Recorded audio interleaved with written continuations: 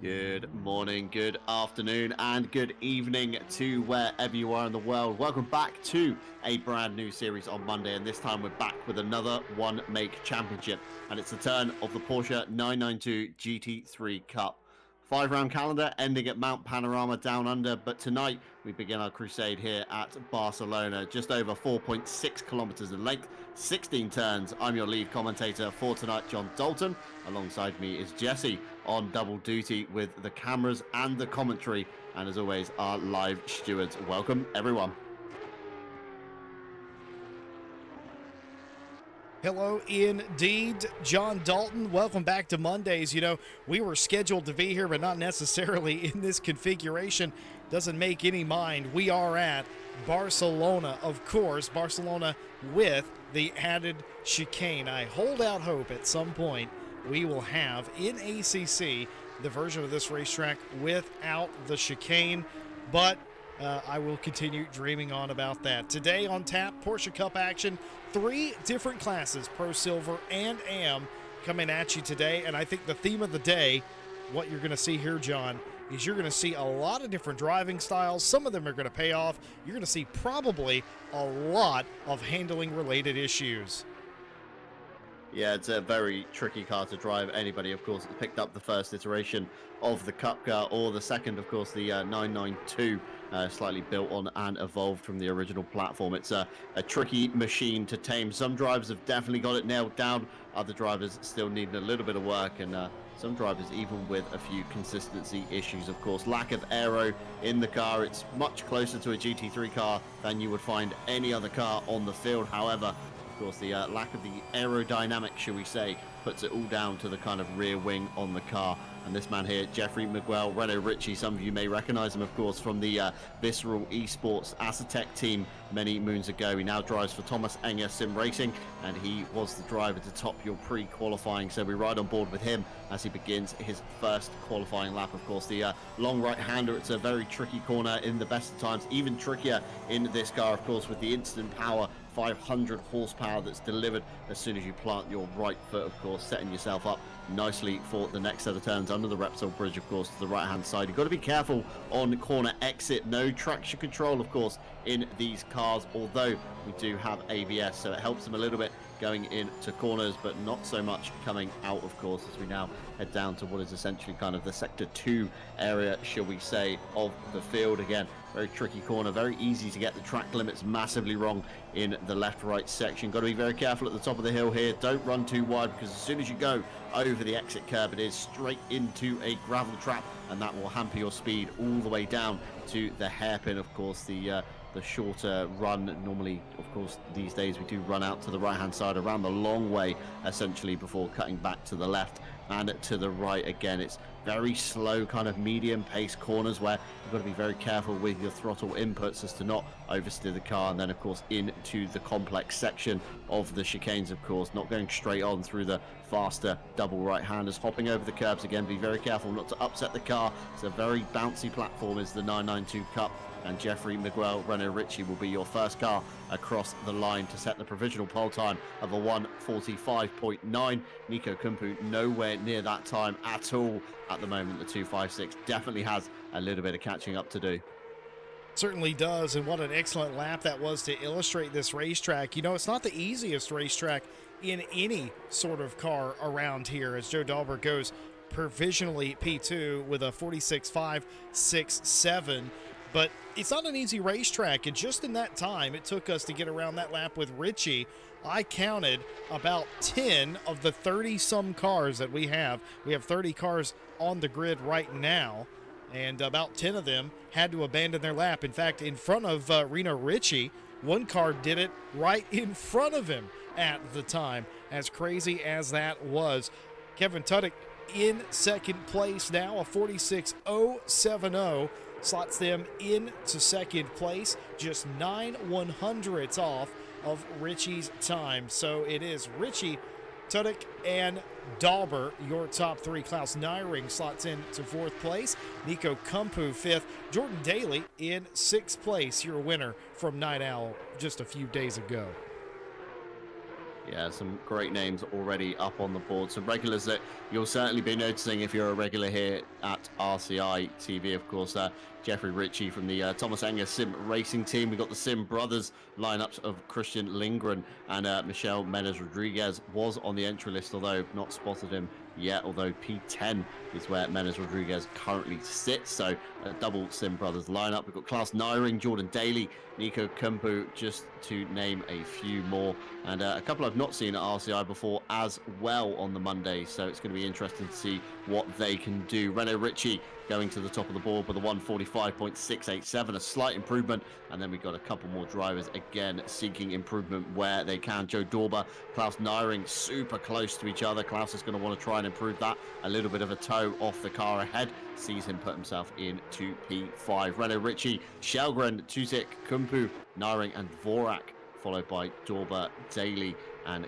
Gajda, with Lindgren in the mix as well. Michelle Menez Rodriguez in P13 currently. Of course, you'll be very eagle-eyed if you've noticed already 3 colors on the timing board on the left-hand side. Of course, we do have 3 splits all battling out in one server tonight, with Pro, Silver and Am all sharing the same session. And typically in RCI, of course, we do tend to split them up for qualifying, but Tim Ireland, our event admin for Mondays, has said go at it, be very sensible with what you do and be very aware of your surroundings. The top 8, of course, earned themselves a pro status. The next 16 drivers then took the silver status, with the last remaining 11 drivers taking the AM title for the championship. So it's, you know, blown everything wide open, should we say, Jesse Lee. Of course, we've got 3 different categories all fighting for championship points, and we've seen it time and time again where, you know, certain drivers, although they're called silvers and AMs, they do manage to sometimes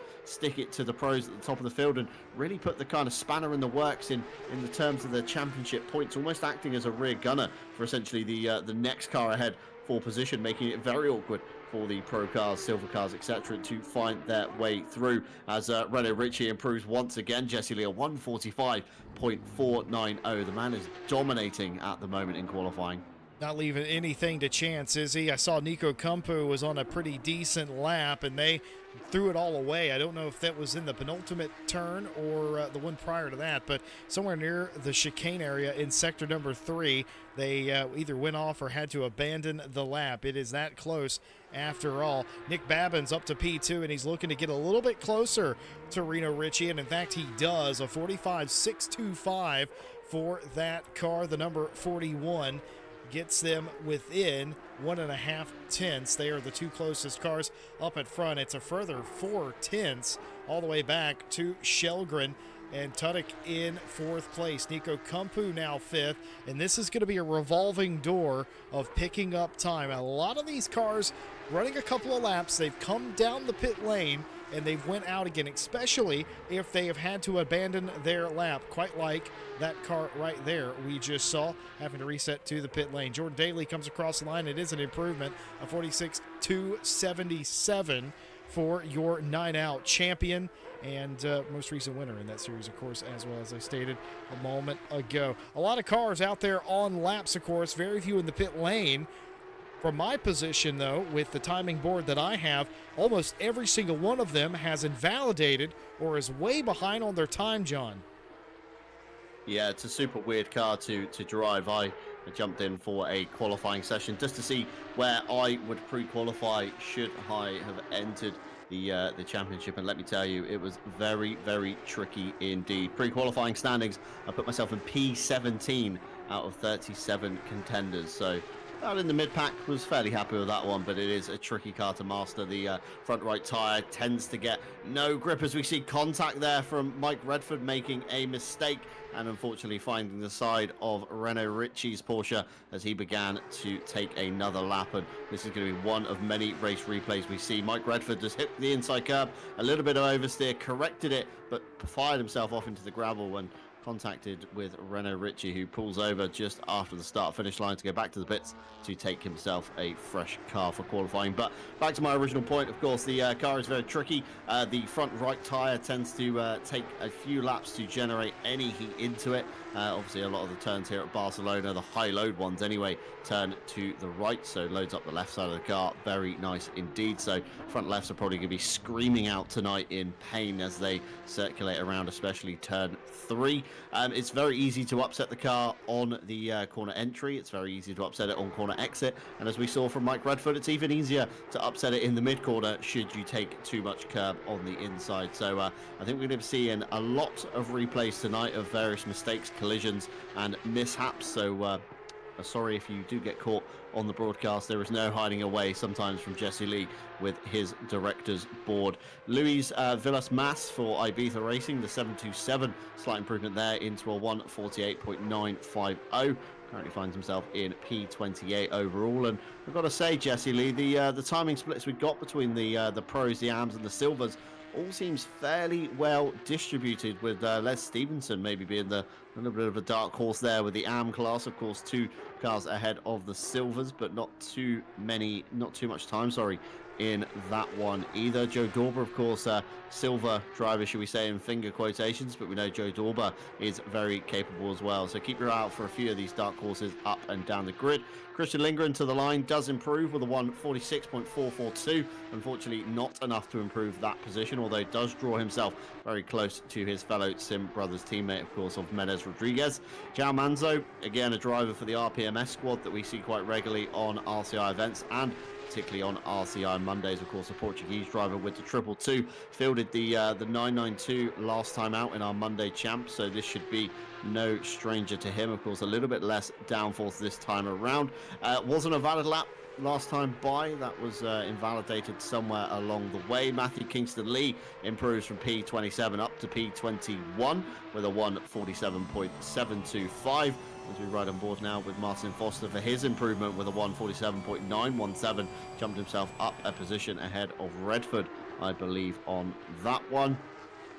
Luis Villas-Mas for the 727 once again. Just saw him last time by, coming across the line, or through the final chicane, should we say, towards the line. Of course, the long sweeping right-hander. You've really got to nail the exit here because it's such a long run down to turn 1. You're going to find yourself getting absolutely steam trained by everyone. Again, a nice improvement from the Spanish driver, but not enough to improve. He kept his foot in it. Let's go, boss! Let's go! Kevin Boss with a really big slide through the last turn, through the gravel he went, kept his foot in, as you said. Jesse Lee wants to continue the lap, of course. Hasn't got much time left. Let's have a look at the replay, Jesse. Let's watch. Kevin Boss. Now, most racing drivers, folks, if you're unsure, would let off the throttle as soon as they got into the sand, but not the Dutch-British driver, Kevin Boss. He stayed his foot in it. He said, I know I'm up massively on my time. I'm still possibly going to be up on the time. I'm going to give it a go. And he certainly did. Was that conducive to a quick lap? No. Was that fun to watch? Absolutely. Certainly makes for some good broadcasting. Oh, here we go. I think we're not going to see the end of this. Jakob's like, me too, me too. He's like, hey guys, watch what I can do. I can do this too. As he comes through the gravel, nearly improves there with a 1:45.912, although not beating his absolute best of a 1:45.910. Andy Boardman, again, the number 69 Greased Weasel Racing driver, regular again here at RCI, and especially on Mondays, coming to the line, of course. No improvement, slight improvement there, sorry, but not a valid lap, so we'll not see his position gain. He's got enough for one more in the bag, although a little bit of traffic ahead in the form of Mike Redford might hamper him eventually. Of course, Mike Redford down in P24 currently, Andy Boardman P15, so a big gap there. Richard Phillips, another of the RPMS drivers, to the line. A great improvement there from P22 up to P19 with a 1:47.432, the number 22.992. Lots of twos in that sentence there. And Nick Babin still looking to try and improve on Renault Ritchie's time. We've been watching these guys in the practice server, Jesse. They just seem to be duking it out between each other. So 2 very quick drivers here signed up between themselves, maybe for a little bit of fun. It's a good lap in the Monday season. It's very close to track limits though on the last exit corner. It's a good lap indeed. It's a 1:45.495, but isn't enough to beat Renault Ritchie. But he has got another shot at it, Jesse Lee. Do you reckon he can do it? I reckon he might do, but here comes Reno Ritchie. Reno Ritchie's trying to come to the line here with a head of steam. He was up on his time. He went a little bit wide there coming out of the chicane, and that has ruined this lap. He was a couple of 100ths up, and he will end 7 100ths down. So no improvement for Jeffrey Miguel, Reno Ritchie on that lap. Both of these drivers having one more crack at it, one more attempt as they will come around as the time expires now. Every car on a valid lap now will get to complete their timed run. What a spirited qualifying in a tricky car. I always say that these races in these non-standard racing machines, they're a little bit drifty, they're tough to maintain, but that's what makes racing in general quite fun to watch. And we've seen that time and time again with these cars, with the Porsche Cup.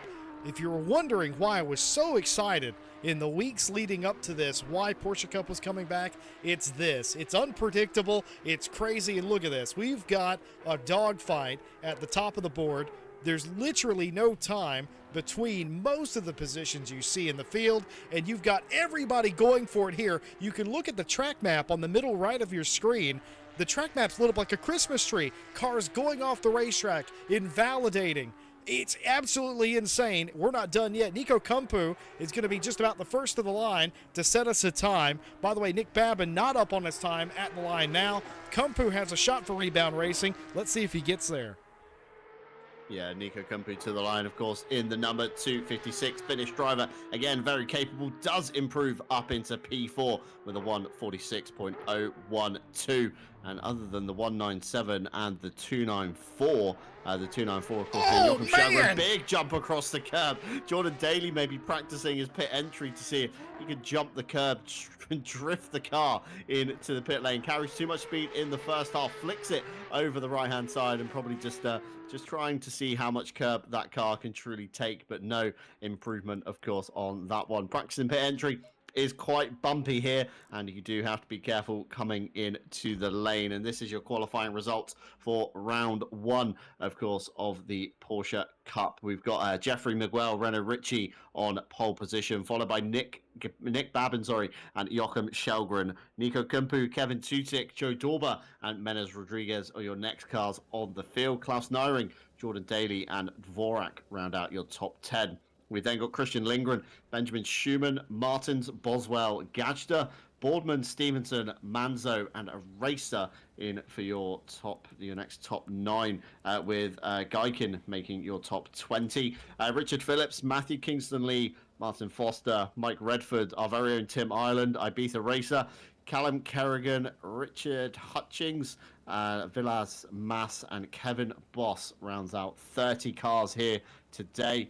And looking at all the sector times, Jesse Lee, it's going to be very competitive indeed. Looks like Reno Ritchie fastest in 1 and 3, with Nick Babin being the fastest car through sector 2. Is certainly going to keep the ex-Acetec Visceral esports driver, current Thomas Enger sim racing driver, certainly on his toes with Nick Babin behind. And Shelgren, bit of a dark horse. We've seen him a lot, Jesse Lee, in the Monday champ last time out.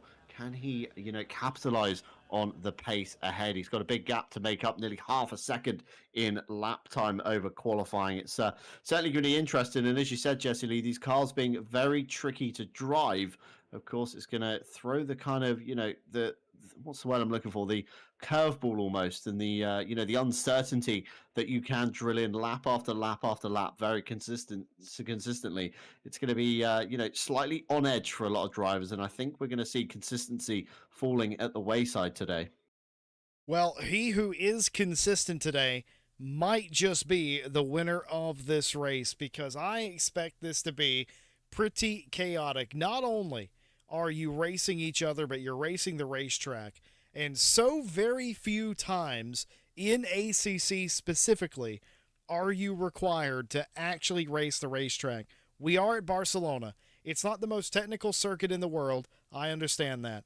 But today in these cars, these drivers have to have the mentality of driving at some place more akin to Bathurst, the mountain, Mount Panorama, simply because these cars are manageable, but only just. They've got live rear ends. getting over the curbs is going to be a huge issue for a lot of the competitors. They're going to be going off left, right, and center, as I said earlier on in the broadcast. It's going to be that kind of day. So, with that mentality, keeping it on the island becomes at a premium. You tackle this race, this entire season of Porsche Cup, the same way you would a very difficult racetrack, Mount Panorama, the Nürburgring Nordschleife, etc., etc. That's the mentality you have to have, and whoever embodies that the best might and should probably come out the winner here today. I expect a chaotic lap number one in general. I'm just happy we have a whole armada of live stewards with us today, and you can never count out the possibility of a restart if it gets too bad. Yeah, I mean, we did have a restart, didn't we, just a few races ago on Monday at Donington Park. So fingers crossed we don't have to pull the restart card here tonight. Like you say, Jesse, it's almost akin to driving a car on, a very dangerous circuit. You've almost got to underdrive it to keep it very consistent. And if you are wondering about the calendar that we are tackling for Mondays from now on, of course, every week on a Monday, we will see a race from the championship. 5 rounds, as I mentioned in the intro. Of course, round 1 kicking off today at Barcelona. Round 2 will take us to the Temple of Speed of Monza before we begin October with round 3 at Valencia. Round 4 the following week, October 9th, will take us to Paul Ricard before heading off the championship down under, of course, at Mount Panorama on October 16th. So, some circuits in there, Jesse Lee, with a lot of straights. It's going to, example the straight line speed that this car has, of course, with the lack of aero, but still packing 500 horsepower in the rear. Monza and Paul Ricard are going to be very spicy indeed. With the technical track of Valencia, it's not going to make it too easy with the mix of slow to medium speed corners, the constant switchback nature, and some very unruly bumps towards the end of the lap as well. And then, of course, tackling the mountain, that's going to be a task and a half, especially for this field, just to keep it off the walls as you round, of course, over the mountain and down the other side before the long Conrod straight, where again slipstream is going to be playing a part. So we've got a lot of straight lines, should we say, Jesse Lee. It's going to be wonderful to see some slipstream battles, I feel, as well, because we know in these one make series it does kind of nurture itself to the pack racing mentality that we see typically at the old school British circuits, such as Alton Park and Brands Hatch, where everybody gets in a queue, and then it's that small minor advantage of course having the car ahead punching a hole in the air that allows you through and allows you to set up a move and get side by side with each other. So I'm very excited to see what this series can bring. Yeah, this is a big journey. It's been a while since we've had a Porsche Cup Championship, and I think a lot of the drivers here are actually new. We have a lot of returning drivers that will have raced in season number 3, but I see just as many who this is likely their first Porsche Cup Championship with us. They've got a mandatory pit stop in this race as well. Was overhearing some of the drivers talking about how to best use that today. A lot of them just, quite frankly, thankful that there is a chance to change tires here. And, well, you'll find out why that is about 5 laps into this race. It is not going to be an easy affair. If you're used to GT racing, this is not it. This is Porsche Cup. 500 some horsepower and not nearly as much aero as you would expect. So the cars can be a handful. I don't know what to expect other than absolute chaos here on the start. How many wide do you reckon we're going to get down into turn 1? I think they'll be just about 4 wide into turn number 1. I don't expect things to warrant a restart, but I think there's going to be some shuffling of the field certainly on that first lap. Yeah, I'm expecting to see maybe 4 wide, 3 wide in places as everybody kind of tries to make it down to turn 1. It's going to be very interesting to see indeed how the drivers fare with it. Of course, the pit stop ruling tonight, we do have a mandatory stop on the cards, and of course one mandatory stop within the regulations being very specific. We have a pit window of only 15 minutes in length, so pit lane is going to be very busy indeed, and a fixed refueling time of 25 seconds. That's whether you put in 1 litre, 100 litres, 50 litres, whatever you want to make it. So you'll be stationary regardless for 25 seconds. Of course, tyres then only costing another 5 seconds on top of that, it's going to be a gamble whether you can make up the 5 seconds should you come to the end of the race. So hopefully drivers have done their research, they've done their testing, they've got their fuel loads nailed and their tyre strategy in their head of what they will be doing. Of course, 23 degrees air temperature tonight translates to 30 degrees on the track, so relatively warm, although not the hottest that we have seen at Barcelona. We've got a few team cars, of course, in the front there.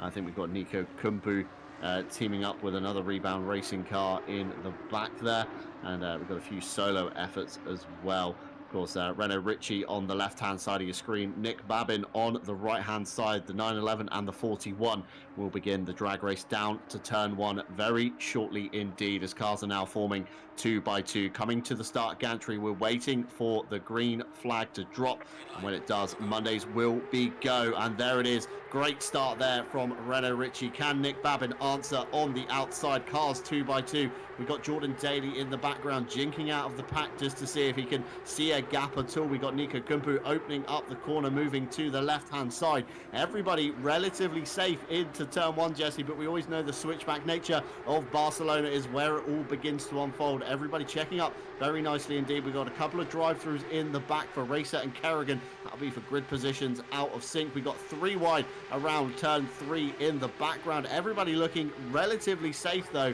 and the chaos that we were predicting, Jesse Lee, has not yet happened. Although the Repsol corner, Kevin Boss up the inside. Not sure what was happening there. Looked like a bit of a hip and shoulder check for the Dutch driver in the back of the field. Mike Redford manages to survive, and Kevin Boss somehow gains a few positions from that one. Ibiza Racer was one of the cars I saw caught up in that mess, so he's managed to get back underway with not a lot of time lost. But we got side by side already through turns 7 and 8. Up the hill they go towards turn 9. Of course, the very fast sweeper. You do not want to be on the outside. There is absolutely no grip and no way you're making a move stick. All the meanwhile, Joachim Shelgren leads the drivers like the Pied Piper. Nick Babin looks to the outside of turn 10. Can he make a move stick? He can't. Gives Renault Ritchie a little bump in the back to say, I'm here, let's get a move on, let's go, let's try and run away from the field, and then maybe we can start battling between us. But Joachim Shelgren isn't going to give up that easily. We know Shelgren's very fired up, very determined, and certainly wants to win. Although lap 1, Jesse Lee, looking like a relatively clean start, should we say, as we all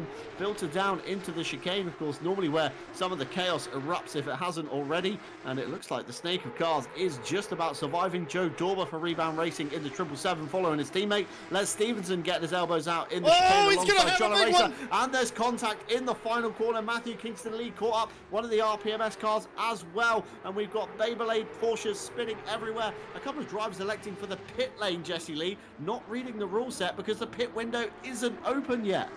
Yeah, I don't know exactly why they went down the pit lane unless they thought the track was blocked. That's also an option, but how would they have known the pit entry is behind that corner? So I don't know why they've stuffed it down the pit lane rather than just to not be involved in this. But one way or another, that was a scary moment and a pretty huge accident, all things considered. And we'll see if we can bring that back to you. Let's just take a long replay and see exactly how that all unfolded. Yeah, so we watch here Les Stevenson, of course, coming through the kind of back to midfield hack. Manages to find his way around a car. Andy Boardman checks up, causes a little bit of a choke, of course. Now you've got 2 cars side by side around the fast sweeper. It's normally flat out. I think Les Stevenson must have lifted ever so slightly, Jesse, because you see the wiggle that the 46 had, and then of course sensibly holding the brakes on the exit, but cars coming through unsighted, managing to collect Les, and he gets it spun and back underway. We've got one of the Ibiza Racing cars in there. I think that is Ibiza Racer, because his teammate Vilas Mas did end up going down the pit lane. Kevin Boss at the helm there, and a few of the RPMS boys caught up as well in there. I think Hutchings in there, a Racer, Phillips alongside, of course, Boss, Les Stevenson, of course, Callum Kerrigan, and Ibiza Racer as well. So not a good start. It was a fantastic lap 1 right up to the final corner, where we don't normally see a lot of mishaps and action, Jesse Lee, but it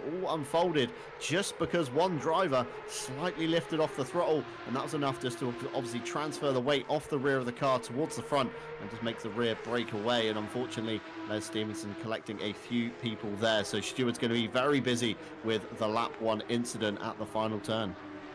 Certainly are. Andy Boardman trying to make a move We just didn't catch it. Miguel Martins made the move on Pavel Gaida, and now Andy Boardman with the door firmly open was trying to make that move, but now it's going to be 3 wide in the second and third turn as they're going to head up the hill, and somebody here is going to have to give, as it's going to not be any of them. Technically speaking, Pavel Gaida is the one that gave way, but a switchback here is going to see him side by side with Boardman. It's a huge contact, and contact with the wall now at the top of the hill. Major damage to Andy Boardman's car. Yao Manso does manage to sneak by the both of them before that incident happens. The lights flashing on Boardman's car, unknown if that's because he's trying to select things in the cockpit or he's just hoping that Gaida can see his lights going off. But a couple of big incidents here early on in the race. Take us through this one. Tell us what happened here. Yeah, it looks like turn 4 of Repsol. Of course, Boardman had a fantastic run through the outside. A little wiggle from Pavel Gaida just sent him off to driver's left. And unfortunately, Andy Boardman was in the gap.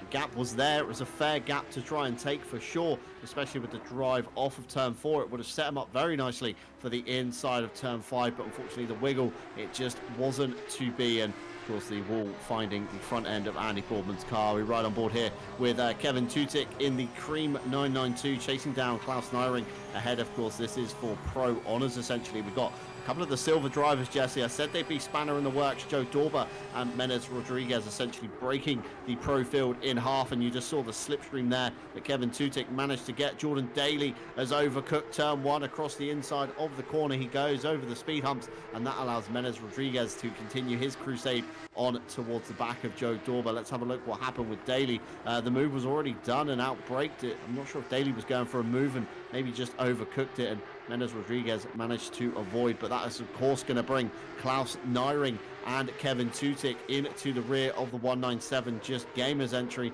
Can he pull away at all in the next few minutes? Of course, you don't want to be in the slipstream fight when the start-finish straight occurs, and it looks like Daly is already struggling. Klaus Nyring with fantastic drive out of turn 5 towards turn 6, and of course 7 and 8 up the hill. Drivers really exercising track limits already tonight, Jesse. And Kevin Tutik now looking to the outside, not going to have a move there, but he's going to try the switchback all over the curb on the inside. And Klaus Nyring gets very sideways and manages to hold on to the Porsche, sets himself up for the defensive line into turn 10, and providing Nyring stands on the brakes, I think he's got this one done, although a bump from Tutik. He jumps on the throttle too hard and spins himself out.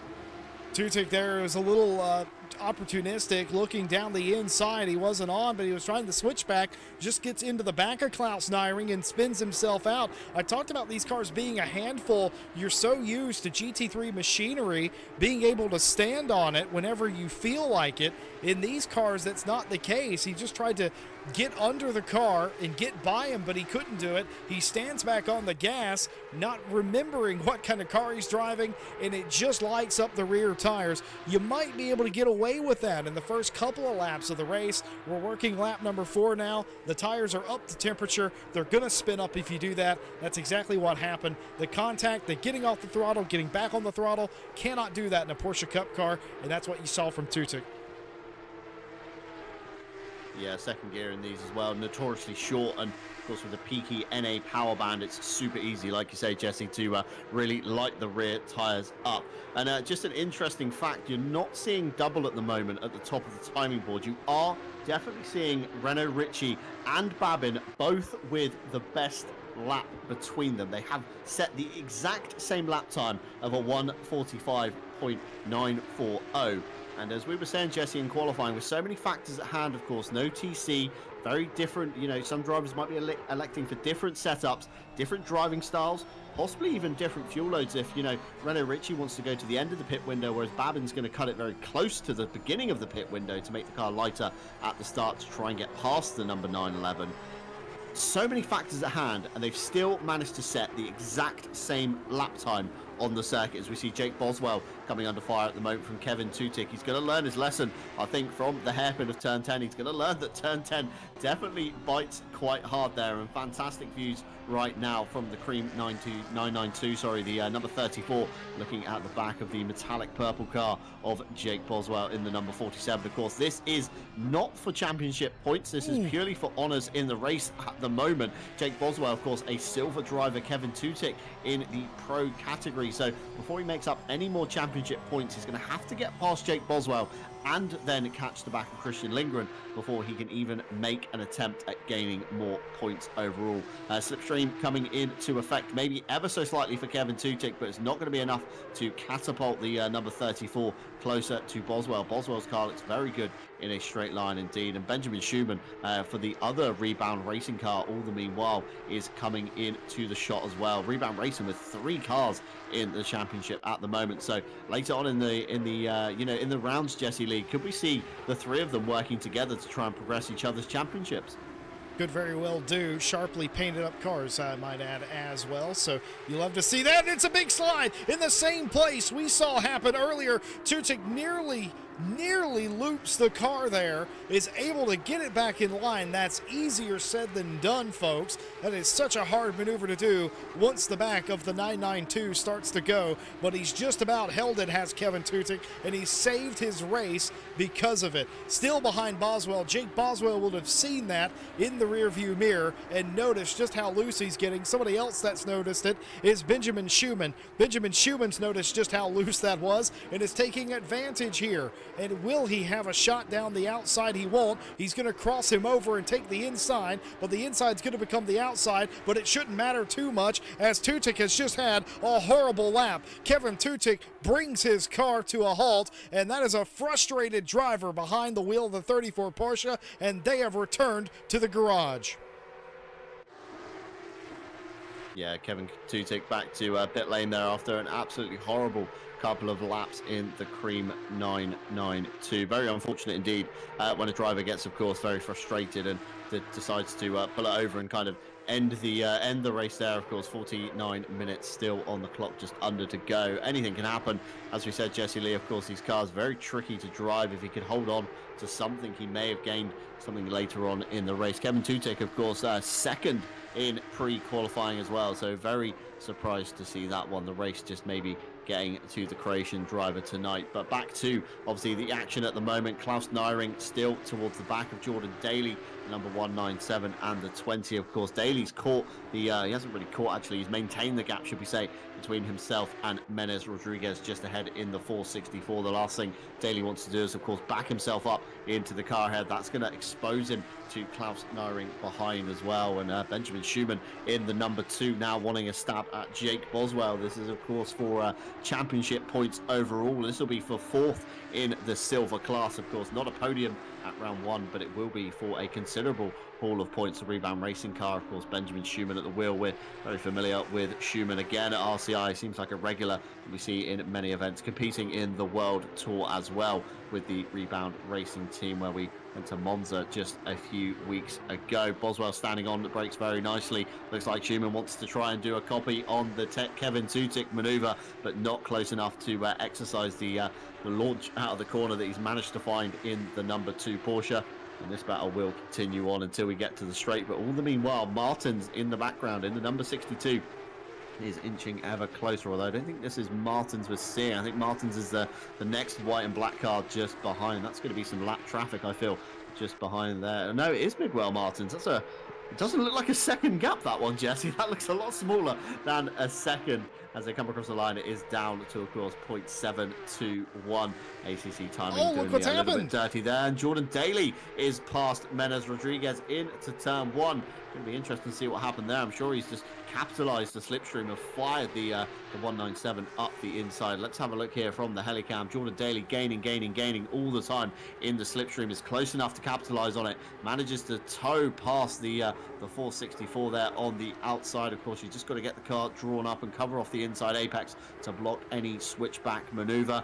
Jordan Daly doing that very well indeed, and manages to promote himself up into P6, although of course not for championship points. That was just for overall position. The next car Daly's got to pass is, of course, Nico Kumpu, all the way up in P4, and he's got Joe Dorber in the 777 between those two as well.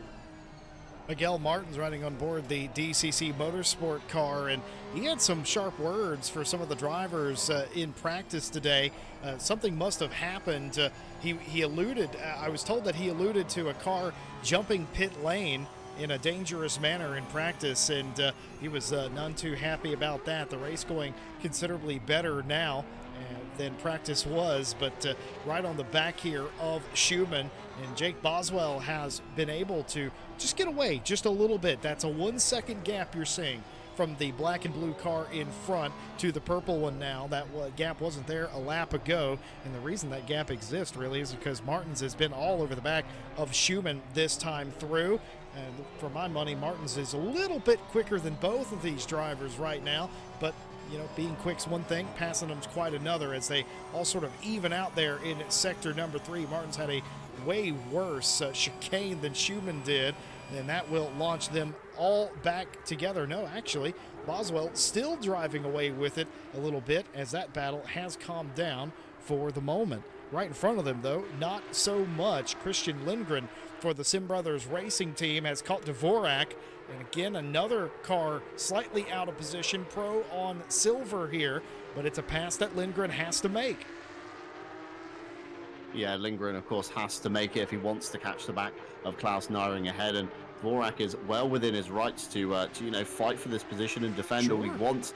Although it depends, you know, how smart you want to be as a driver, Jesse. Do you want to, you know, cut your losses? You know it's not for position. You know you're only going to waste time having the fight. Or do you just have a bit of fun, you know, and fight with Christian Lindgren and see how long you can fend off the charging Swede for the Sim Brothers Racing number 48. It's, you know, it's one of those things you have to toss up. And I mean, being round 1 of the championship, there's a lot to take away from this race. There's a lot of points to gain if you play it very sensibly. And the last thing you want to do is, of course, put your own car in the wall from over defending. And Jordan Daly looks like he hasn't managed to pull away from Menez Rodriguez in this last lap. And Klaus Naring is now on the back of this train as well. We've got a 3-car train forming with Dvorak and Lindgren in the background as well, Jesse. This could soon be a 5-way fight for what is essentially P6 overall. We've got a few classes mixed in here, of course. We've got Menez Rodriguez and Dvorak both fighting for silver honors. That's the white and yellow car, and the gold and red car you see in the shot at the moment. So Klaus Naring in essentially a silver sandwich at the moment, as all drivers kind of space out nice and equally with the various runs through the chicane they got. It's you know, proving very tricky this evening for the drivers to get that chicane right, and Klaus Naring looking very confident on the brakes into turn 1. Certainly does. Looks pretty good to me. I'm going to try and pull up a replay from very early on in the race. This was contact between Kevin Boss and I believe Villamas, in fact, and we'll see exactly what happened. This is the end of lap number 1, and yeah, just a little bit of contact there. So maybe that wasn't what we were looking for exactly. John Eraser has had a less than stellar race indeed, and this was his end of lap number 1 contact that they had here. And that's oh yes, so this is showing us some of the different drivers. This is 62 of Miguel Martins, who had contact there with that wasn't John Eraser, I've just realized. That was the 69 car, the 69 and the 62 car that had contact, not the 699 car of John Eraser. John Eraser had a drive-through penalty, though, that they have since cleared, of course. A little bit later on, the same 2 cars of Kevin Boss and the 727 of Villamas, and that was the incident I was originally looking for. Yeah, big time loss there for both drivers, of course, spinning to the inside of turn 4 of Repsol, of course, in that one. Very tricky indeed to kind of gauge almost where everybody is going to break. We do have a varying skill level in the field at the moment, of course, with the Pro, the Silver, and the AM drivers. Everybody trying to, you know, feel each other out. It's round 1. It's new machinery. Maybe not everybody is as confident driving it as before, as Christian Lindgren tries to make himself very big in the mirrors of Dvorak, you know, jinking out to the right-hand side to say, I'm still here. I want to get past. I want to try and capitalize on the position ahead. Of course, now he's got Dvorak and Menez Rodriguez ahead of him. So Christian Lindgren looking to try and pass 2 silver drivers before he can even capitalize on the Pro fight ahead of him. Going back to the mixed skill levels in the field, of course, we had pre-qualifying.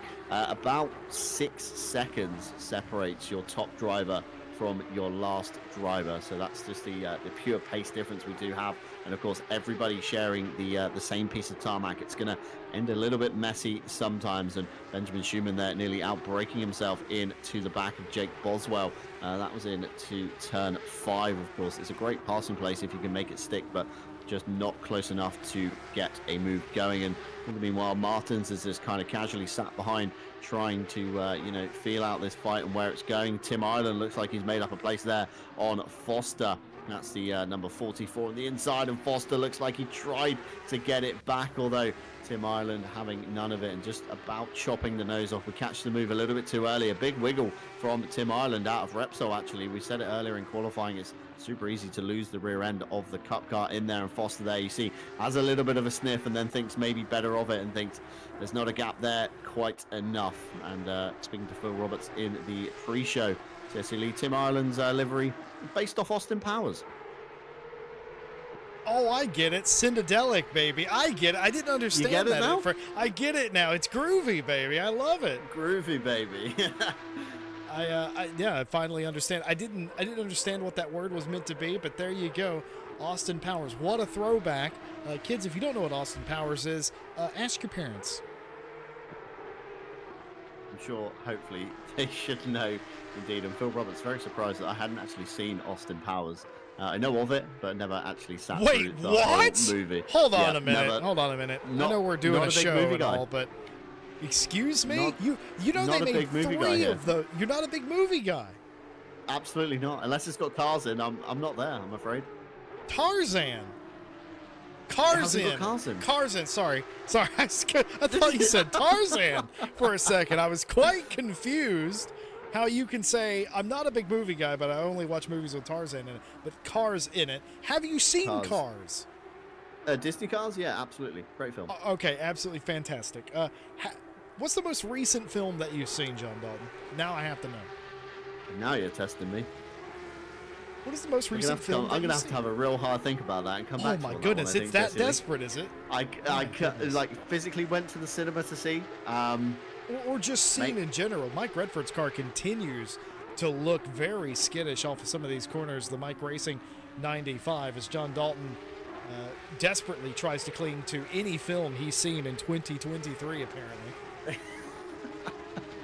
Absolutely so, you know it, Jesse. But yeah, Mike Redford's car, like I say, looking very loose off some of these corners. Back to the fight, of course, with Christian Lindgren and Dvorak. Still nothing to be had here, and it's allowed Menez Rodriguez just ahead of them to escape in the 464, of course, for silver honors. This is essentially the fight for first, second, and third in second and third in silver between the yellow and red striped car and the white and yellow striped car here. That's battling for essentially a podium spot on a nice haul of points as well. And Christian Lindgren, meanwhile, wants to get his Porsche in the mix as well. And of course, he wants to get past because Klaus Neiring is just up the road. And Christian Lindgren, of course, with the dirty air coming off the back of these 992 Cups, is going to be unsettling his own car. Meanwhile, Klaus Neiring has nice clear air ahead of him just to be able to drive away into the distance to try and catch, of course, Joe Dorber and Nico Kumpu as Martin Foster now puts a move back on Tim Ireland. We saw this roles reversed just last lap into Repsol, and Foster's outbraked himself into turn 1, and that's allowed Tim Ireland to come through around the outside of turn 2 and sets himself nicely up for 3, but a big wiggle for Tim in 3, and that's allowed Foster back alongside for the RPMS car. And Martin Foster may be thinking twice about that one because he certainly backed out of the move. He had the car up the inside and alongside Tim Ireland, but just maybe didn't have the drive off the corner or the confidence to plant the throttle. And that's what this is all about, Jesse Lee. We said it earlier on, of course, there's a lot of factors at hand, and oversteer and lack of traction control and aero is certainly one of them at the moment. Yeah, kind of foreshadowed that earlier on just from my personal experience driving these cars and hearing some of the drivers complain that after a few laps they just get so slidey. That's why you need to race the racetrack, but unfortunately for a lot of these guys, you don't have that luxury because you're actually racing people. Look at Benjamin Schumann for Rebound Racing. They've got Jake the Jedi Boswell in front of them and Miguel Martins behind.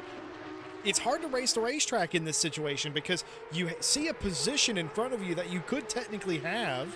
You have the pace to keep up with them. Surely you can make a pass or at least make it interesting, but also you have a car behind you that's just as quick as well, and nobody in this group making any particularly big mistakes. So they're all just single file right now, just almost waiting for one of the cars to break loose, like we saw with the Tim Ireland and Foster race just a lap ago. That's the way it's gone for so many people. It's easier to make a pass when your opponent is making a mistake. And right now in this group, at least, nobody really making a mistake. Some good, subtle defensive driving going on here too. I saw Schumann make a move to shade Martins to the wide portion of the racetrack a few turns ago. You love to see that.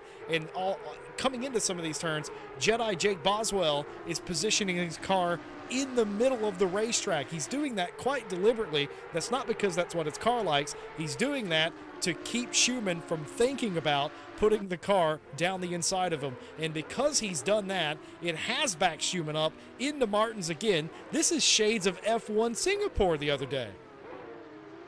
Yeah, literally almost like a mirror kind of race, isn't it, at this point, with the drivers getting tactical and trying to stack each other up behind. And of course, like you say, Jesse Lee, they're all waiting just for that kind of one mistake to happen where it allows that 0.1, 0.2 of a second to drop and then find your way past the competitor ahead of you. Quick update from the stewards. We've seen a few penalties begin flashing up on the left-hand side of your screen, so I'm going to have a quick rundown now as we see Christian Lindgren try around the outside. This is crazy stuff in turn 9, and a hip and shoulder check from Dvorak sends Christian Lindgren off to the left-hand side, and he's not going to be best pleased about that one. And Christian Lindgren has elected to take the pit window, which is now open as well. Quick reminder for those guys that weren't here earlier in the broadcast, the current pit stop rule set is a 15-minute pit window and a fixed 25-second refueling time. So whether you add 1 litre, 50 litres, 100 litres, it will only cost you 25 seconds. Tyres, of course, then costing you an additional 5 seconds, but can you make the 5 seconds up? That is the time to tell. A couple of damaged cars in the pit lane as we expected, so some lengthier stops going to be taken. We'll keep you updated with some timings in a minute. But from the top of the stewards' reports, we got an incident on lap 1, turn 1, involving the 777 and the 34, deemed a racing incident. Lap 1, turn 14, involving the 340 and the 48, a racing incident. Lap 1, turn 4, involving the 808, the 127 and the 31, a drive-through for the 31 for forcing along the 127 and a takeout of the 808, position not returned. Lap 1, turn 5, involving the 20 and the 34 deemed racing incident. Lap 1, turn 10, the 464, the 20 and the 34, 5 seconds for the 464 for overtake with contact.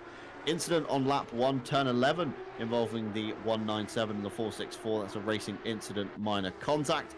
And lap 1 pit entry involving the 28 and the 808.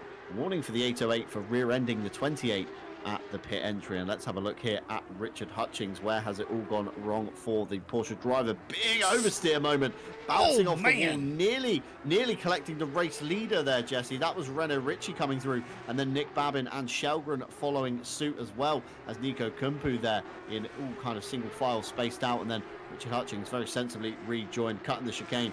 Certainly waited his turn to get the Falcon Porsche back underway, but that's going to be a big time loss for Richard Hutchings at the moment. Currently down in P25, still yet to take his pit stop as well. Andy Boardman is another driver yet to take his pit stop. He's battling some front end damage after the fight with Pavel Gajda, the car just ahead. So Boardman's going to be very fired up in this one. I think Jesse Lee is going to felt like he's been hard done by, of course, by the hip and shoulder that forced him into the tyre wall just a few laps ago. So this fight is certainly on for silver honours right now. Certainly is, and with the pit stops commencing, my question now becomes, when does everyone come in? I think if you're the leader of the race, you come in as late as possible, and right now it's gone all wrong. Andy Boardman into the back of Pavel Gajda, and that has led to a very slow spin for Pavel. We'll take a look at this from the helicopter cam. Everything's fine here, and it just looks like Andy Boardman's able to close up at an expedited rate and just gets into him. He doesn't want to get into him, but once he does, there's nothing you can do, and he hops the curb, does Guida. Oh, and it's a mess back here as he's halfway in between the racetrack, unsighted by cars getting into that corner. Nothing they can do about that than just try and guess where the yellow flagged car is stationary on the track. Most people able to get through there just about by the skin of their teeth. Minez Rodriguez for MR Racing into the pit lane, the first of the top 10 to take their pit stop here. And I wonder if that will set off an alarm in some of the other cars' heads. Not necessarily the pro field. I don't know if the pro field will mind too much, though they might because they're quite close on time. But that certainly might draw in the likes of Joe Dauber, Dvorak, Jake Boswell, Schumann, Manso, etc. in that silver pack. Yeah, it's a fantastic time, isn't it, to try and draw yourself out of some of these fights as Pavel Gashta comes down the pit lane, just about manages to get the Porsche on the limiter for the board on the left-hand side. And another stewards update, of course, from lap 1, pit entry involving the 28 and the 808. Warning for the 808 for, of course, rear-ending the 28. But then the stop-go 30 that was given to the 28 was removed due to them, of course, having no control over how fast they did come in to the pit lane after the rear ending. So stewards seeing what is done wrong there and, of course, doing the honourable thing and removing it, making it a level playing field once again. Menez Rodriguez now comes out the pits in the 464. That's Christian Lindgren, I believe, going just past on the right-hand side of the picture at the moment. Currently, of course, Lindgren down in P17 provisionally, although with the pit stop, of course, will be your lead car on the road, I believe, once the Menez Rodriguez car, of course, shuffles their way down the field at the moment. And it's looking super competitive indeed for everyone. And you know, looking down towards the pit stop timers at the moment, rough pit stop, we're looking at around about 1 minute in the early teens, should we say, 1 minute 12 for Christian Lindgren, 1 minute 12.8. Longest stop we've got at the moment is for Matthew Kingston Lee with a 1:37.5. Can only assume that's for some damage. Richard Phillips a 1:42.5 as well, as we see Dvorak come down the pit lane in the number 340. Of course, the Klaus Nyring fight, and the Klaus Nyring fighting for the silver and the pro car, of course, for no championship points overall. Klaus Nyring in the pit lane, of course, at the moment, as well as Dvorak, Joe Dauber in the 777 after his great start, and Kevin Boss now comes down the pit lane in the number 31 Wheelie Slow Racing Team. So rough pit stop time, you're looking at about a 1 minute 12-ish. Fastest time on the board at the moment is just that from Christian Lindgren, lap 13 he came in. Fastest time technically John Eraser of a 1 minute 9, although that was on lap 2, so kind of discount that one from being an official pit stop counted. Mike Redford comes down the lane as Joe Dauber comes out of the lane, and Klaus Nyring's got a little bit of traffic ahead of him in the background as well.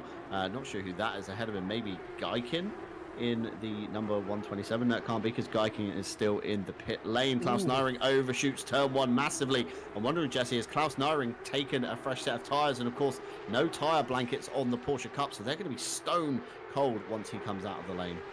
I wonder if he did. Klaus Nyring had a 1 minute 13 second pit stop. A lot of drivers in and around that group, and I just wonder if that is with tires. I would imagine it is. It's not the longest pit lane in the world. It's not the shortest pit lane either, but that seems about right for a tire stop. But then again, it's only 5 seconds. They're required to sit there for 25 seconds regardless, so it is sort of hard to tell in some instances. Nico Kumpu in for Rebound Racing. Jake Boswell just entering the pit lane as well. He drives for the Baza team. He should drive for the Jedi team, in my opinion. Join forces with some of the other Jedi out there. There are more than one, of course, making Episode 9 a complete liar. But beyond that, no takers. Well, these are the takers. No movement from Reno Ritchie, Nick Babin, Shelgren, Nico Kumpu, the highest of those cars to come in. Benjamin Schumann, of course, currently in the lead of the race for the silver class. Tim Ireland was leading for AM right before this stop right now. He hasn't been very syndedelic today. He has made some interesting passes nonetheless, but I think we can all agree certainly now that that is a very groovy paint scheme. groovy indeed, and Mojo Soft on the front of it as well. Phil Roberts, who's I believe done that livery, always puts in some kind of parodies and spin-off brands, so it's always worth checking out. Especially the Kaiju cars are the ones that you notice the most on. Looking towards the stewards reports at the moment, we do have 1, 2, 3, 4, 5 slots pending for the lap 1 incident. That was, of course, at the end of lap 1 in the final turn, of course, involving Les Stevenson, who you're seeing on your screen at the moment. Runs himself a little bit deep into turn 5, but does get better drive off the corner than Redford behind, and of course coming into 6, all looking relatively line of stern. This is actually for AM honours, would you believe it? Of course, Les Stevenson not gelling very well with the Porsche Cup car today. Had a few words with him earlier on, and just finding the car very tricky in general to drive as your race leader comes down the pit lane. Renault Ritchie for the number 911, and that of course brings with him Nick Babin. This is 3 minutes, of course, before the pit window ends. You still technically have enough nearly for a lap and a bit in you, so most drivers could go another lap, although once you see the leaders jump, it's time for you to come down the lane as well, and of course that brings Shelgren and Manzo down the lane with them.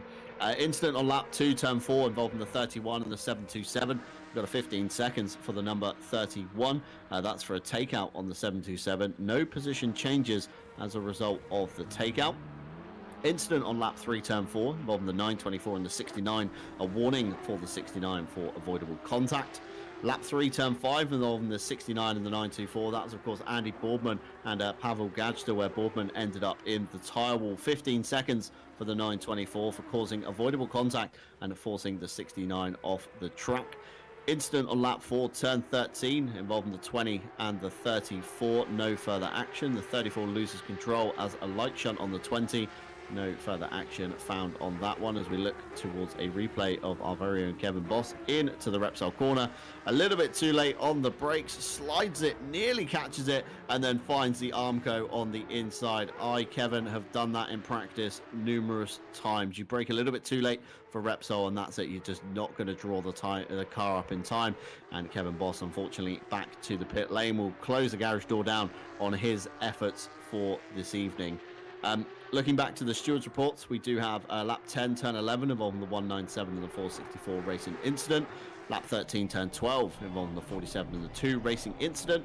Lap 14, turn 10, involving the 48 and the 340 racing incident. And lap 16, turn 3, involving the 127 and the 31 racing incident.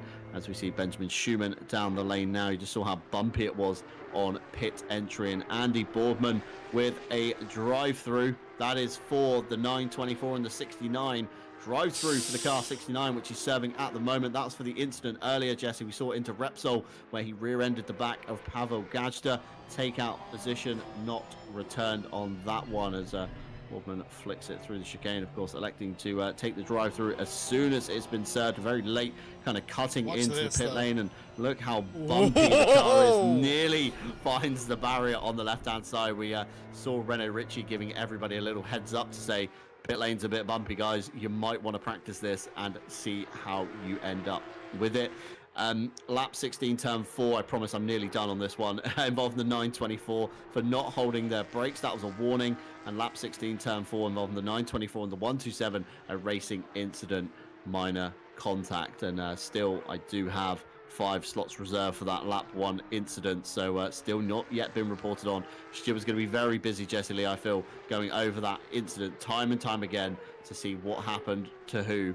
And Les Stevenson, unfortunately, being the one that started it all off, I feel. Yeah, stewards have a very thankless job, and when they have 3 different categories to take care of in 30-plus cars to worry about, it can take you a long time, and it also, there's a lot to sift through, of course, as well. But with the pit cycle just about completed, here's how they shake out. Still tied for the quickest time is Reno Ritchie and Nick Babin. Reno Ritchie assumes the lead of the race. You can see Nick Babin just in the background of the shot in the orange number 41. Some 4.5 seconds adrift of the 911, the aptly numbered 911. Joachim Shelgren in third holds on to that position. It is, however, a slim lead, less than 1.5 seconds back to Nico Campo in fourth. Could we potentially see a battle for the final podium position in Pro? We might do.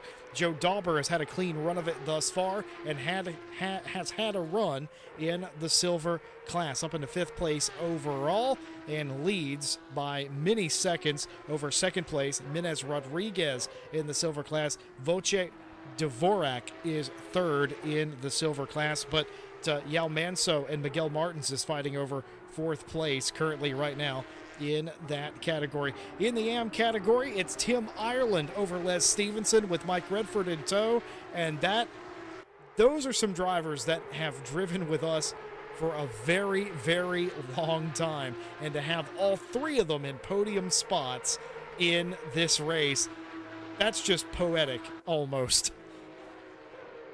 Yeah, that's it, isn't it? It's great to see. I think that is why, of course, Tim Ireland has done the three categories for tonight. Of course, Pro, Silver, and AM all duking out, all indicated by the number board on the left-hand side of your screen. I know we're nearly done with the race, but white background indicates the Pro car, the grey background indicates a silver car, and the red background will indicate the AM car. So everybody in their skill group kind of has a shot at a championship, of course, has a shot at winning a race in finger quotation, should it be for class, and of course not overall indeed, as Miguel Martins looks to the outside of Manzo for the RPMS car. This is RPMS leading the DCC Motorsport car at the back. The blue and orange car looks to the inside of turn 7, just about has a nose up the inside. Manzo with some very heads-up driving, but a wiggle on the exit from Martins. That's going to allow Benjamin Schumann now up the inside into turn 9 at the top of the hill, and the outside is not where you want to be there.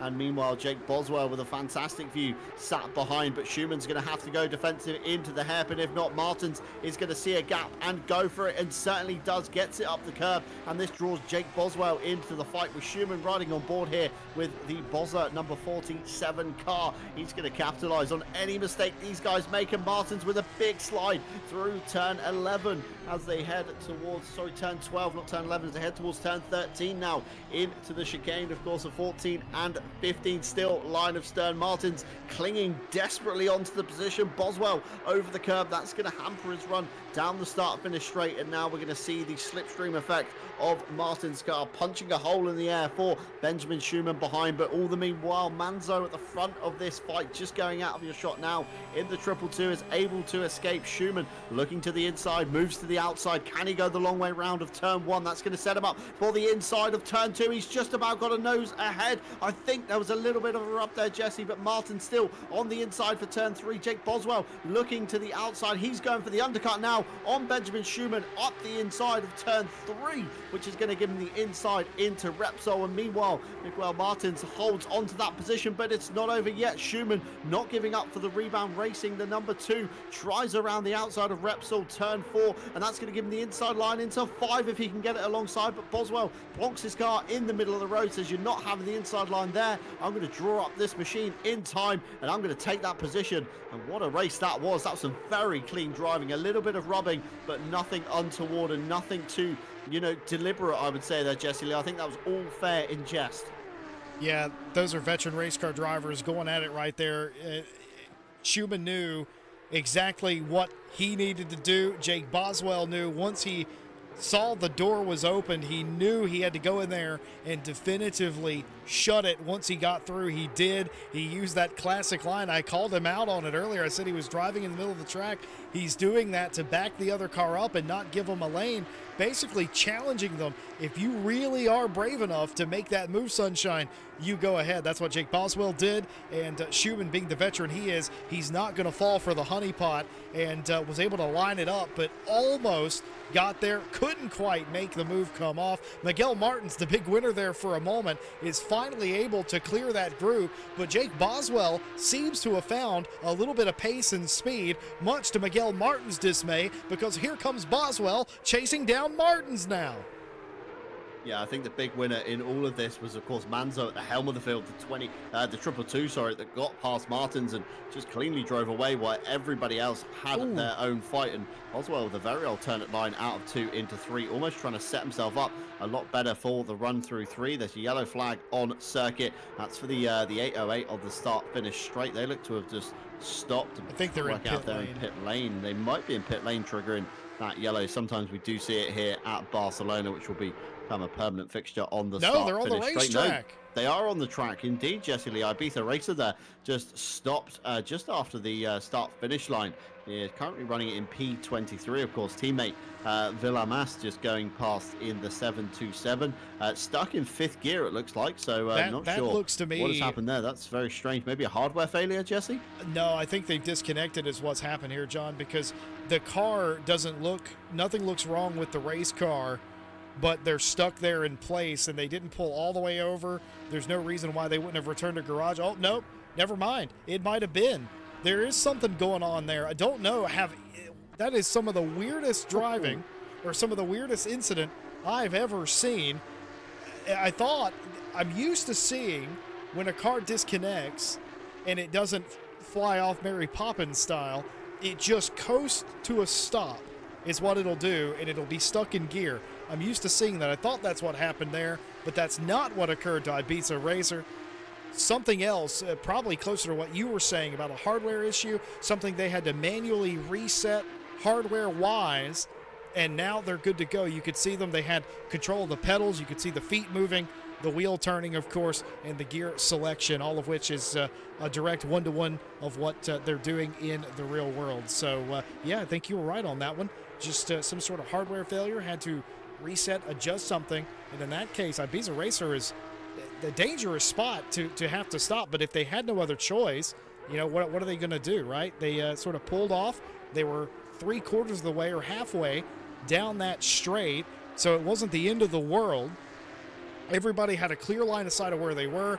They were able to work on the issue, and they didn't have to retire. And that's the good thing, is what I was going to say. A lot of times when you have those hardware issues like that, you have to exit the sim and come back, which they would have been allowed to do had they needed to do that. But obviously you'll be many laps down at that point. Whatever they had to troubleshoot, they were able to stay in the driver's seat while they did it. Yeah, maybe hit the classic control, delete, turn it off and on again and see if that works. And something certainly did work for Ibiza Racer. Managed to get it back underway again. Fantastic to see, of course, drivers sticking this out all the way to the end. Quick replay here with Benjamin Schumann on Jake Boswell. Boswell very wide indeed, and very, very close was Benjamin Schumann on the run up to turn 9. Managed to get the car alongside, read the situation perfectly, of course, with Boswell, the slow run up the hill. That's allowed the Rebound Racing number 2 car back through, and now Miguel Martins is going to come under fire very soon from the German driver. We have a couple more stewards reports coming in. Still no final decision on the lap 1 incident. That's still pending. So we have lap 16, turn 4, involving the 924 and the 69. A drive-through for the 69. I think we read that one, actually. A warning for the 924 for not holding the brakes. That would be in the same incident, lap 16, turn 4. And lap 16, turn 4 again for the 924 and the 127. That was a racing incident, minor contact. So all that together on the stewards reports. Still waiting for the final turn of course, the lap 1 incident in the final corner where all mayhem broke loose. Curse, the commentator, did hit. It just took a while to rear its head, and a few drivers dropping out that you might be used to wondering where they are. Jordan Daly has retired from the race. He was fighting inside the top 6. Andy Boardman has called it a day as well and pulled that garage door down, and we'll see all the other drivers at the end when they do show the final results. At the moment, of course, we have a race replay on the screen. We're having Callum Kerrigan. I think this is possibly John Eraser. That is John Eraser. To the back of Callum Kerrigan. That's into turn. That would be turn 5, essentially, the tricky braking zone. And Callum Kerrigan has spun in turn 7 and 8. Was he aided by the charging John Eraser behind? Let's have a look. Eraser nowhere to be found. Hooks the grass on the entry. Tries to brake it, of course, ABS kicking in all the way off the rear axle, shifted to the front, rear goes light, round he goes, a very stylish pirouette, just about tapped the wall, I would say, there, Jesse Lee, before getting it back underway. I'd say that's one of the more stylish spins I've probably seen in RCI in a while. Yeah, if you're going to have a crash, Callum Kerrigan, you might as well do it with style in a stylish-looking car, I might add as well. So didn't really impact the barrier too much. The only thing they damaged was, of course, the tires. No idea why Callum was offline like that. That was very odd indeed. That's not the typical line you take into that corner there, off into the clag, the marbles that you see off of every corner. That didn't help them with traction, of course. That gets picked up by the hot, sticky Pirelli racing tires. And it doesn't help you turn, doesn't help you stop. A combination of both of those things led to them going off the racetrack and, of course, making that very nice pirouette. But if you're going to have an off, if you're going to have a crash, and I'm saying this to the benefit for anyone that may be new to sim racing, if you're going to have a crash, you might as well do it in a nice fashion without damaging the race car. And that's what Callum was able to do there. Yeah, absolutely. So we said it just a few laps ago, didn't we? Manzo was the biggest gainer in this fight, although he's now brought himself back into the claws of Martins, and Schumann is charging behind in the number 2 rebound racing car. He really wants to make up a few more positions where he can, and right now he sees a position he can gain on Martins, and then if he can get near Manzo, he's going to try and gain a position there, and Schumann manages to get the nose up the inside as they come round the very fast sweeper at the top of the hill, turn 9, sets himself up nicely, goes defensive into 10, and Martin's very late on the brakes. That's going to allow Boswell side by side with him as they go through turns 11 and 12. Of course, Martin's going to have the inside, but Boswell going the long way around. Can he make it stick? Martin still on the inside. They nearly touch. Martin's backs out of it, probably very sensibly, and Jake Boswell gets a fantastic drive off the corner and seals the position into turn 13, and that's 2 positions lost for Martins in the space of a few corners, and it all starts, Jesse Lee, with one small mistake, and that's all you need to open up the door to everybody else behind you. That's it. That's all you need, and that's what you're looking for. All these drivers today, can I say, they've been very savvy and opportunistic. It is required with these cars and the style of racing, but they've been doing it so well. They've not squandered, at least that we've caught, many of these opportunities that have been presented. That particular group with Schumann, Boswell, and Martins in general have been all over each other today. For the most part, they've been able to do it cleanly, and it's been very fun to watch. And nobody in that group immune to incidents. Nobody in this race immune to having incidents either as well. Menez Rodriguez trying to get past Christian Lindgren for 7th place. Now, this is a bit of a tricky one, of course. Joe Dauber leading the silver category. Lindgren, of course, is in the pro category. Menez Rodriguez is 2nd in silver. And this might be a moment of importance for Menez Rodriguez near the end of this race, not to pass Lindgren just out of spite or what have you, because Dvorak and Manso are not necessarily that far behind. And if Menez Rodriguez is quicker than Lindgren here, he needs to get by, because if Lindgren is a little bit of a cork in a bottle, Dvorak, who's about 1.5 seconds behind, might be able to close this gap and swap these positions. That's not what Menez Rodriguez wants to have to deal with. But just as I say that, the MR Racing 464 has fallen off the back of Lindgren, and that situation for the moment has resolved. And I wonder if maybe Lindgren had a little bit of a moment at some point. But you can see Dvorak's car, the yellowish gold and red machine in the background, just looming large in the mirrors. Manso, I misspoke, is the better part of 17 seconds back, but the point still stands for 2nd place. If Lindgren holds up Menez Rodriguez, it was certainly looking like it a lap ago, then could that allow Dvorak to get closer? It could have done. That hasn't come to fruition, and they've all but settled it. And if this is the case, Menez Rodriguez is probably not going to pressure Lindgren too much, knowing that there's no pressure from behind, there's no urgency, I don't get anything for this pass, it's not worth it risking it this late. Yeah, absolutely that. I mean, we say it all the time in endurance racing, don't we, Jesse Lee? You've really got to choose your fights. And although this is, of course, an hour-long event tonight, again, you do have to choose your fights because, like you say, if Menez Rodriguez gets tied up fighting Lindgren, that's going to allow Dvorak into the frame as well. So Mendes Rodriguez has to play it sensible right now. John Racer currently on the back of Ibiza Racer. This is a racer versus racer on this one. This is going to get very confusing to cast, and John Racer to the inside nearly has it stuck, but thinks better of it and probably backs out a little bit too cautiously on Ibiza Racer. And of course, this is for no championship gain for either of the drivers. Of course, John Racer in the silver category, Ibiza Racer in the AM category, but of course, you've got to be careful that you don't let your rivals catch you all too well. They're being blue flagged as well now, John. Yeah, they are. They absolutely are. They got Manzo with a big slide in the background there, with Schumann just behind him and Jake Boswell following along suit as well. So they've got a three-way fight in silver that's got some traffic, and traffic giveth and traffic taketh away. Oh, here we go. Manzo's made a mistake in the chicane, and that's allowed Schumann up the inside. Here comes Boswell's Boswell. got the much better drive off the corner as well. Boswell through the final corner on the inside. Manzo down 2 positions now. He's going to be feeling like Martins in the background. Of course, one mistake in a corner and 2 cars are by you. Meanwhile, Manzo is going to try and stick behind Boswell. He's going to look to the inside in turn 1, and it looks like Boswell was almost going for a move on Schumann there, but just not close enough. Probably going defensive on the charge. Oh, look at this! Manzo, big wiggle. Martins with an even bigger slide in the background. These are fantastic scenes towards the end of the race, Jesse. Let's get a replay of that.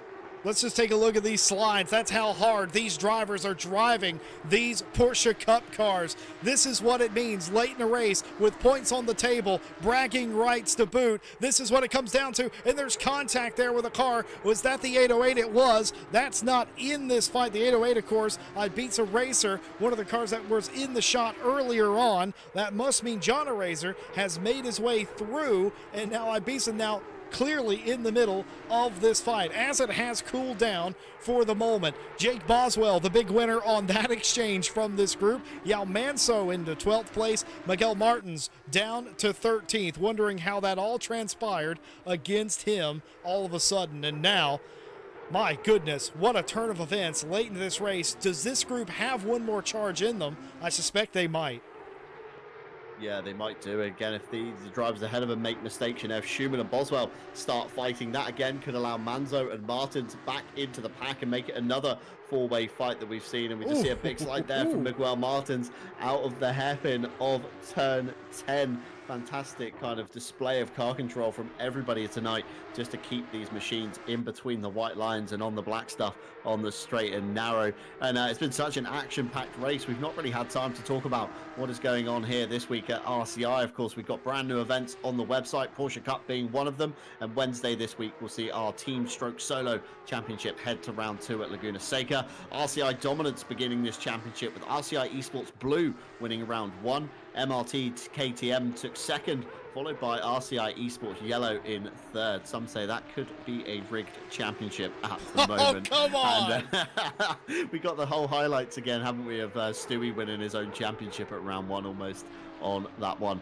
Friday, of course, sees our GT Sprint Season 12 heading to Hungaroring. Is a big moment from Mendes Rodriguez as these Pirelli tyres begin to fall off. Everybody's scrabbling for grip and trying to find what works and what doesn't, and that certainly doesn't work. Friday, we'll see, of course, our Sprint GT Season 12 head to Hungaroring for round 2. Christopher Streppen taking a win last week, followed by Joachim Shelgren and Romano Berenik in 3rd. Silver honours were taken by Snooty McFlood, Strahina Juvalik and Stefano Ricciardo in 3rd. And Saturday is, of course, the return of the night out, where they're heading to round 2 at Kyalami. An all-British lockout in round 1 with Jordan Daly, Joe Dorber and Harry Conway in pro. Silver was won by Roman Fralla, Adna Puzina and Inigo Lopez in 3rd.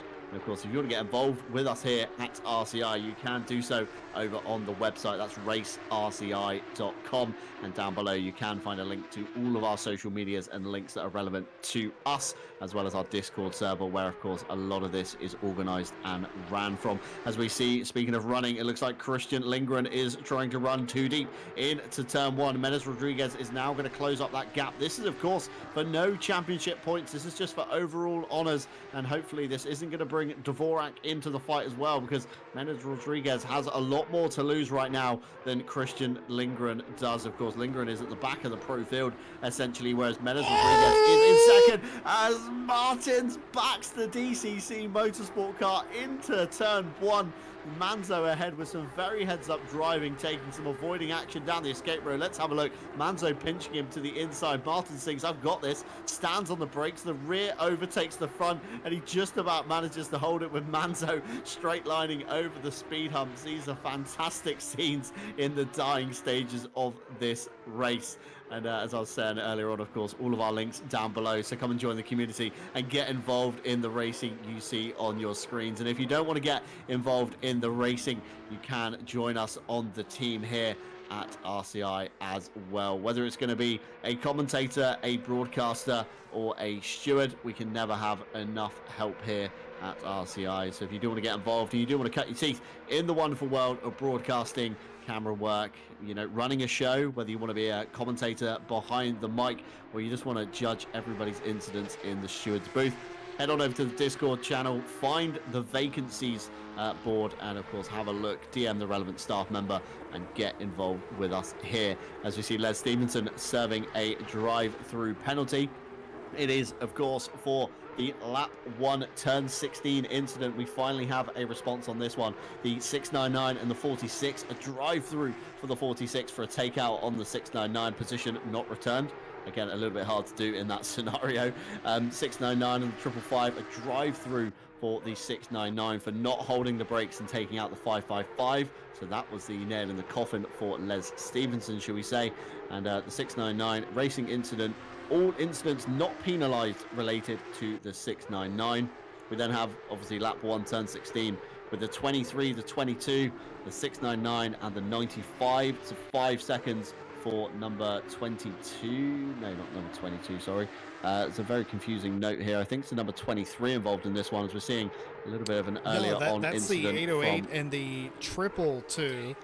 That was when the 222 group with Yao Manso was trying to make their way through, remember? And yes. I was wondering what caused them to go off the track. It would appear as if Ibiza Razor was already off the racetrack, came back on, and there was contact with Yao that sent them back off the track a second time, Racer that is, in that incident. But the reason I showed that replay was Ibiza Racer came down pit lane the same time that Les Stevenson did to serve that penalty that has dropped Les Stevenson down to third place in the AM category. Tim Ireland winning that class with Mike Redford second now.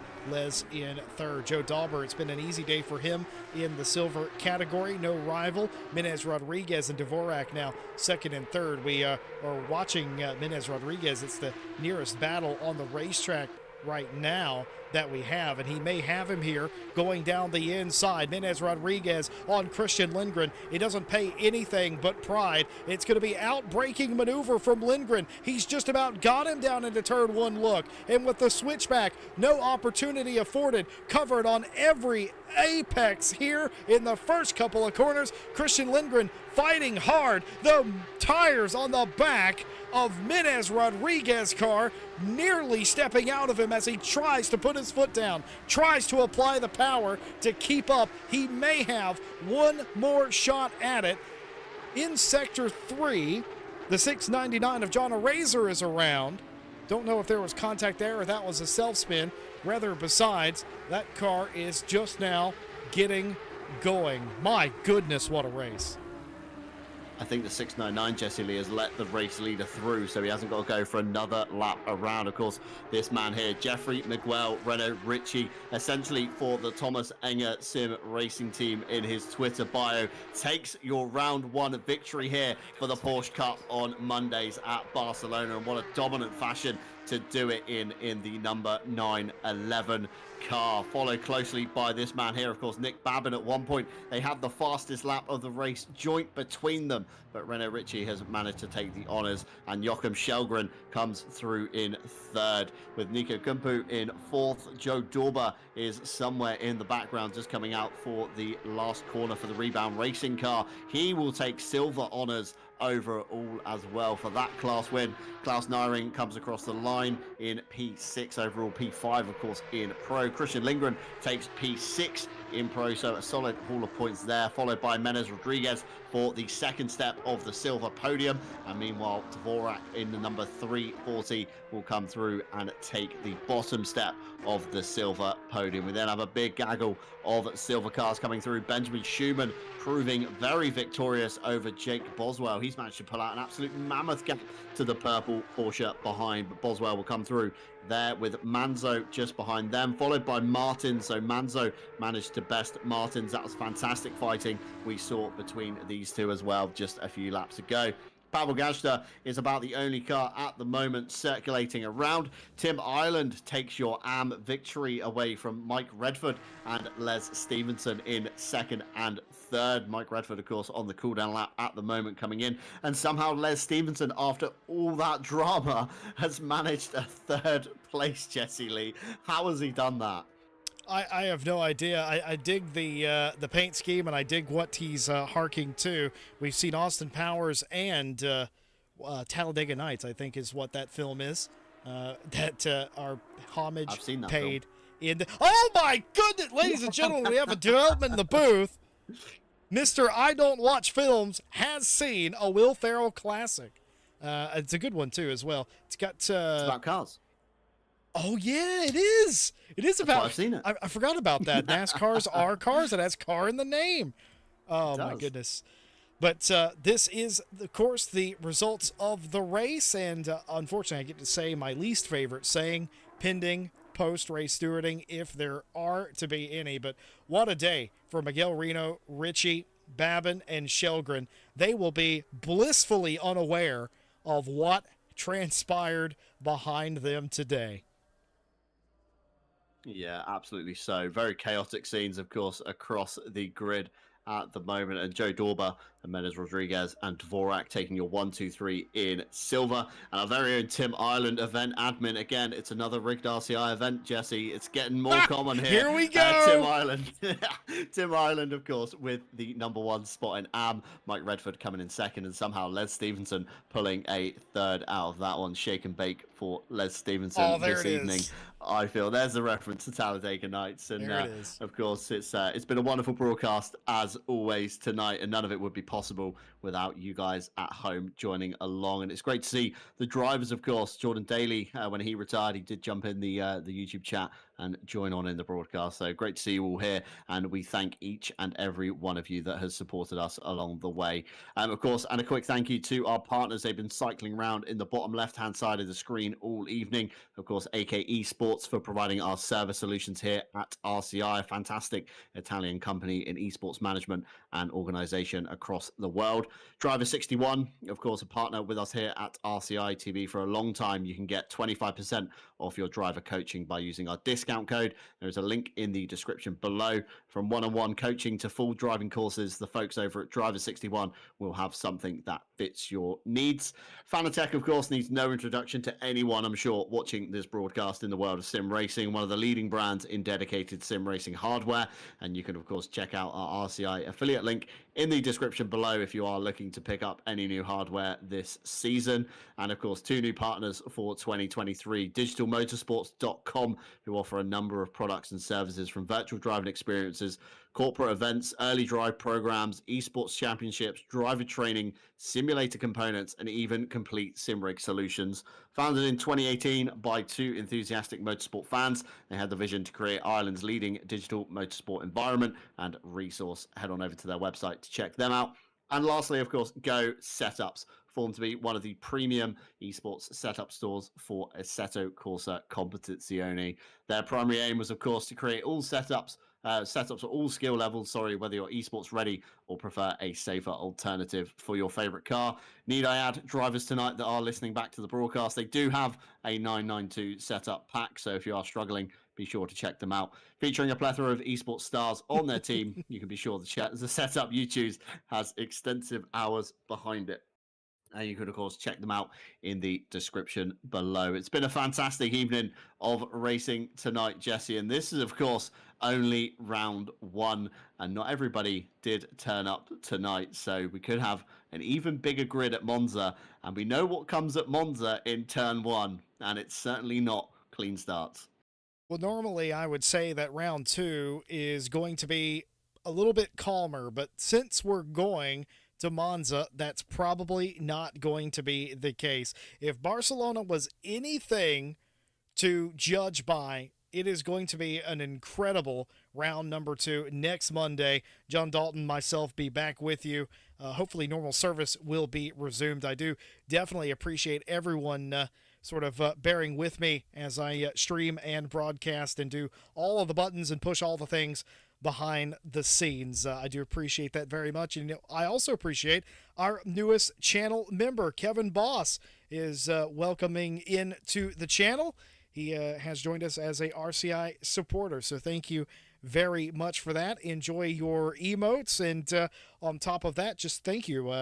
As we say, anytime that joins us, we don't normally talk too much about being a channel member or supporting and all that, simply because we're a nonprofit. We do this for fun, and any donations we get, of course, go straight back in to paying for servers and stuff like that. So that money immediately goes to putting on more fantastic racing. But by the by, thank you very much for joining the group. We've got 2 or 3 of them now, simultaneously. It's been a long time since we've had 2 or 3 supporters at the same time. So that's absolutely brilliant. Thank you to Kevin Boss and everybody that supports RCI here on YouTube. We appreciate it. Thank you, thank you, thank you.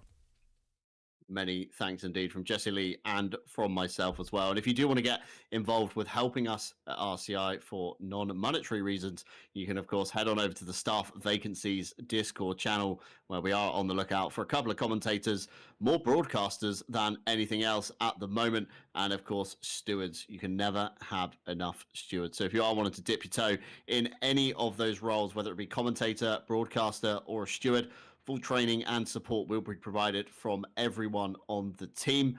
And we look to welcome you into the RCI family if you do decide to check that one out.